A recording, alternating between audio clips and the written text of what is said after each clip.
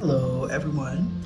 Welcome to another episode here of my wonderful energetic readings. And today we're going to be getting messages about a Venus opposite Pluto. And it really is a very serious transit just because it really has to do with relationships a lot of times. It also has to do with issues of like Venus issues like money and such.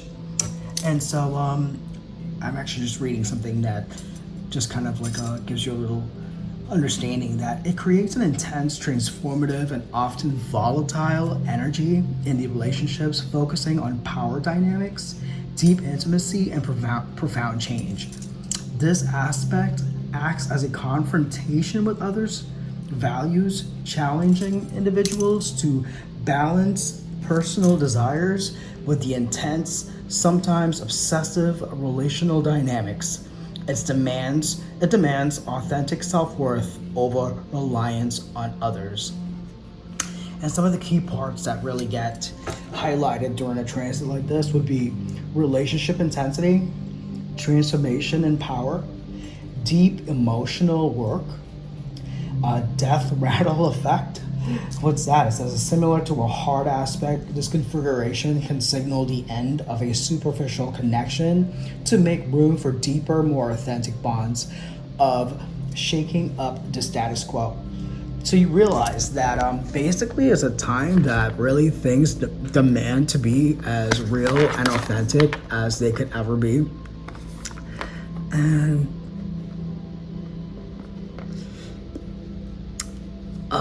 it's really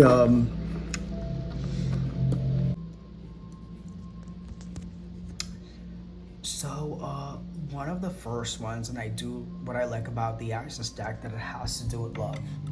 And so it's great, and I've never seen this message before. It's called a Knot of Isis. It says energetic stabilization with the buckle of the beloved. Wow. And then it says ivory wishing fulfilling crow, and then we see a wonderful child in the arms of a mother. And on the outside it looks great. I hope that it's a wonderful message because I don't think that I've ever read them. The only one that I'm familiar with here is the ivory crow. But I really like doing these because I really feel like these transits are very, very, very important because we may not know when they're happening to us. And if you did have some consciousness, then you know exactly where you are when you are. And if not, then you find someone like me who understands these wonderful things and can really just allow you to have some insight by, of course you come to your own conclusions, but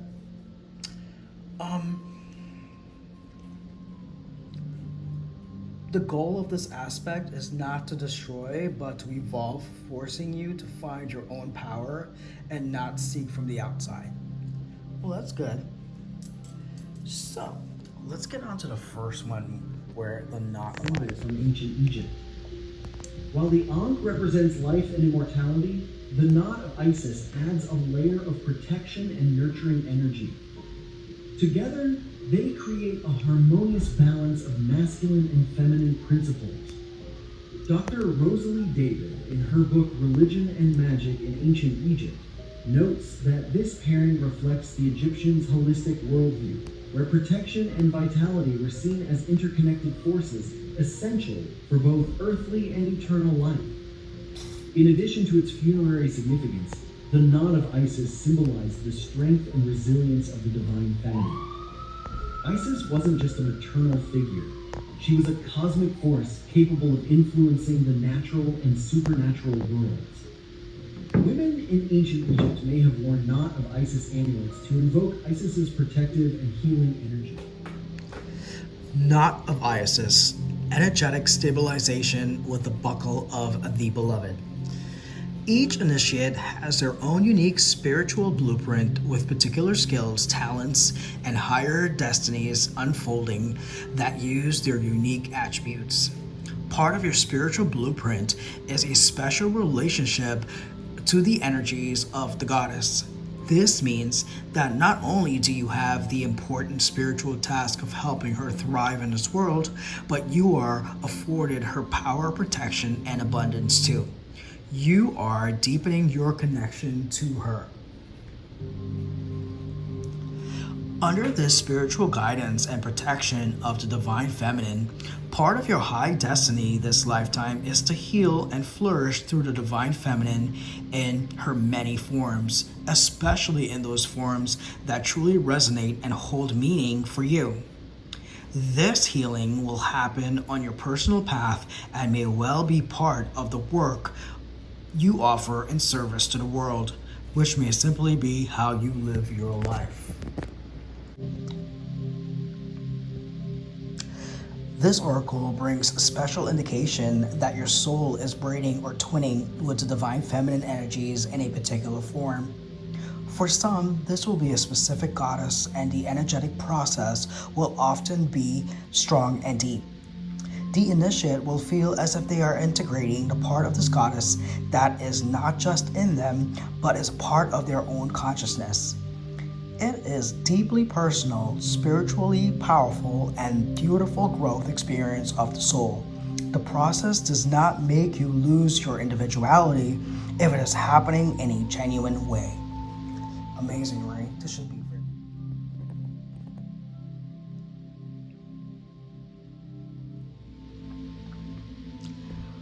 Ivory wish-fulfilling crow. You can have what you truly want. Such knowledge helps you soften and release fear, grasping control, and doubt. Have confidence that the universe hears your prayers and is even now leading you into which you seek. You can take sanctuary within your spiritual connection whenever you need a stabilization and protection against fluctuations of the external world. No matter what is happening around you, there is a way through to the fulfillment of your potential. You realize that stabilization is actually part of this whole thing too. That's why I love doing these, and I really do. I want to let you know that I really do meditate on them before I do them. Anyways, here's another story about this. It says, the wish-fulfilling tree is a spiritual symbol for the soul. The heart and the divine bodhisattvas, I never had to say that, or enlightened sages who guide and protect humanity. It represents a high level of consciousness which is abundant and in harmony with the universe and therefore blissful, free, and generous. This oracle reminds you that as you align with the spirit, you are aligned with a powerful field of grace, which has protection and strengthening qualities. It is a spiritual tonic with effect in all dimensions and all realms of existence. How nice is that? So now we're going to do our reading here of like what this message would be. So if you happen to be someone and you know when you're going to have this Venus in the opposite sign of on the opposite side to Pluto, just exactly what you would really need to meditate on as you go. And you can see right away it's about nurturing. It's about really high spirituality things. I mean, this was something I really wasn't thinking about as I was doing them. But this sounds really amazing because it really means I get a lot of meaning out of this, and I hope that when you are finding this, that it brings just a wonderful feeling to you. Because if you are led to this, it would mean that a lot of what it's saying is where you would be in your own journey. And possibly, since we're doing with Venus opposing Pluto, we're talking about your counterpart. We're talking about how it is that we're you're very close, or we're both very close in this time to really having that blessing come upon our life, to have the longevity of what it is. And the ivory wishing fulfilling crow says you can have what you desire, and that we also have to nurture it and allow it to fall as well, just so it can be nurtured and growing. And a lot of times, it's really hard, and I could say the same for myself. Um, you know, a connection, a love story, a life partner, a counterpart. It's not a smooth road. Sometimes you are the adult and the other person is dealing with their emotions for the first time, and maybe it flips and then the other person gets to the other side, and you're the child, and they're that parent and that nurturing person giving that wonderful feminine energy. And so that is really the part that you grow into, and it's really something to look forward to. But in a Venus opposition to Pluto, we're dealing with really things, and so all the superficial things about yourself, they drop away, and the person that you're with and both of you could be vulnerable with each other in so many ways. And so those are the wonderful benefits of it as we go. So let's go on to the first card, and what do we have here?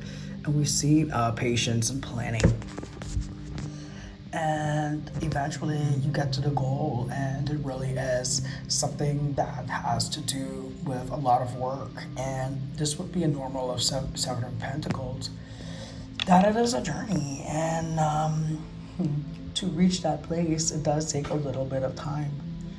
And sometimes it's together and sometimes it's apart. You really have to navigate your way through this as your situation comes to you. And we have another 7 here, the crown chakra, right? We know that we are in clear thinking, and when we have a vibration like that in our life that comes and it illuminates our whole entire mind, it really does change our perspective, as our own selves are now having to come to the highest version of our own understanding. What do we have here? A6 of Pentacles. That amazing thing of material and spiritual prosperity. That is one of the benefits of having a wonderful Venus opposition to Pluto, is that you get something in a material and spiritual prosperity. So it really is right on. And here we go. That decisive choices are made, again, with material choices and decisions. That is so amazing, because Pluto is all about that. Both the wealth and the true deep down emotions of something. And so let's go on to the second deck. And we have a 4 of Pentacles. So just like the 7 of Pentacles here, it is sort of like a little bit of a waiting time. As you can see here, and this one, it allows you to know that some sort of combination has to happen to open up this 4th to go into the 5 of Pentacles or to the other side. 5 of Pentacles is not always so good. It's sort of like this. There's a lot of Pentacles here today, but that's what we're dealing with. And this is normally 8 of Cups here, and but this one's different. This one's different because this person has taken themselves away, possibly from the relationship, mostly, to reflect on what was there. As you can see all these wonderful words here. And now you can see that they have put aside their own mental self, and they are allowing this wonderful guide, which we can definitely say it's our consciousness, or in this case it can be Isis, right? To guide this person now. They're not using their regular self, and that's what we do, is that we surrender to what is. There we go. There's a lot of fear involved.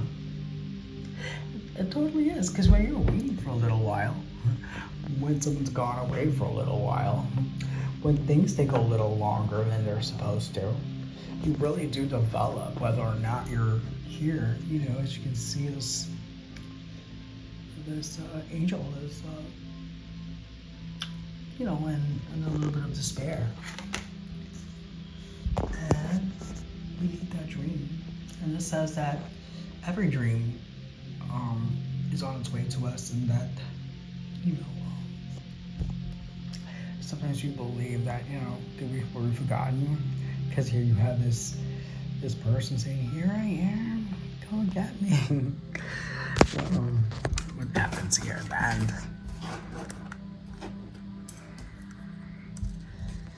We get to a King of Pentacles, the stability of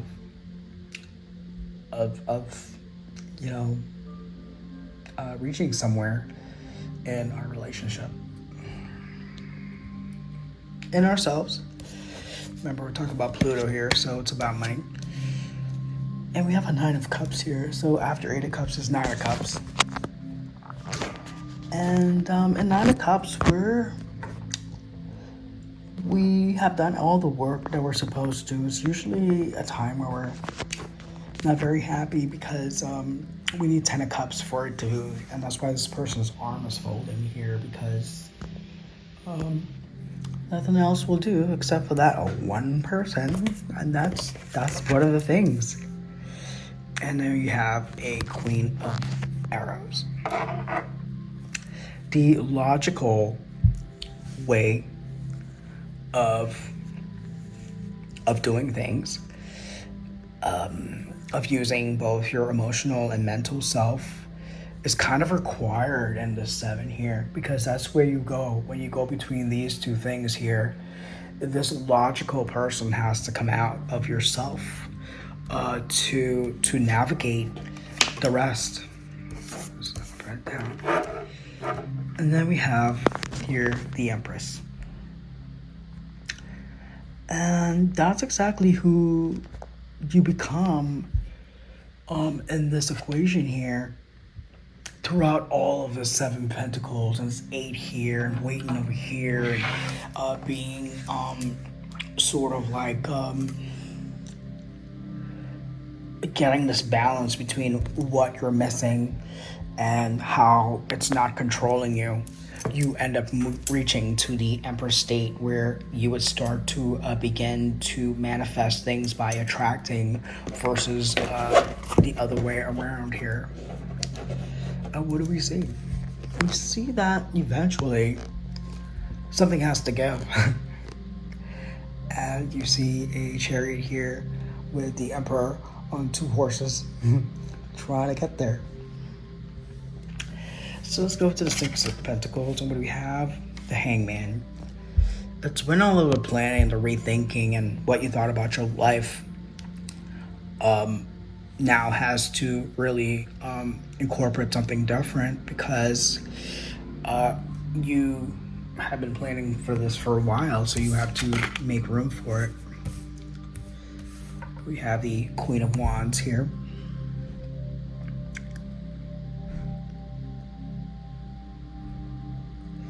As we develop more intuition and the fire.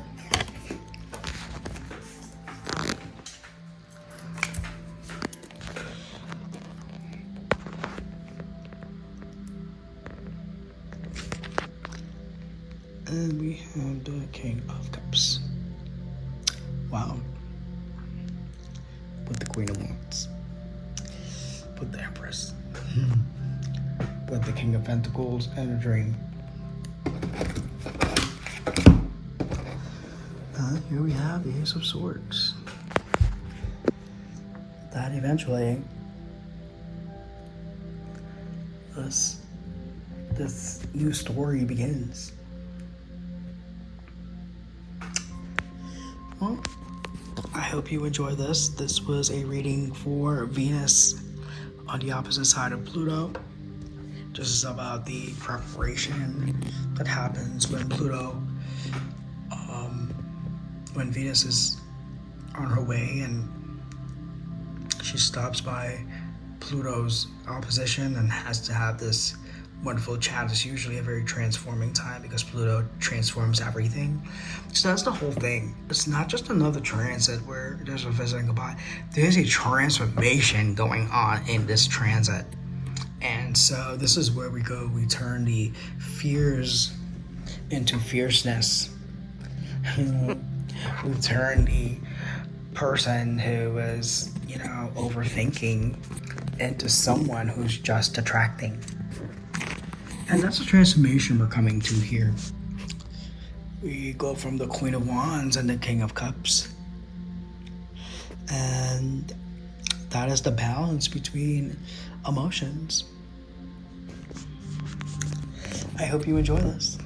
Just remember, every wish can be fulfilled, and everything that you dreamed of, you can have.